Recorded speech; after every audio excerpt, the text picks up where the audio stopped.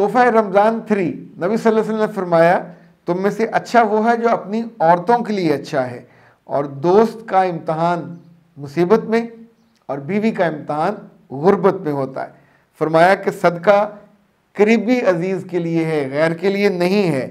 अच्छी और मीठी बात किया करो। यानी वो लोग जिनको तल्ख बातें करने का शौक़ होता है या आदत होती है, उनके लिए बतौर ख़ास है।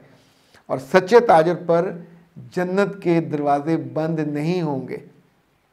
और अल्लाह की राह में बेहिसाब खर्च किया करो। अगर हिसाब करोगे तो फिर अल्लाह भी हिसाब लेगा।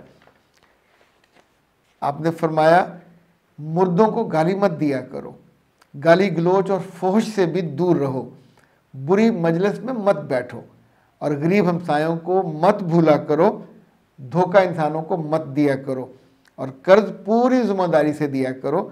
और शर्म व हया से महरूम होना ईमान से महरूम होना है।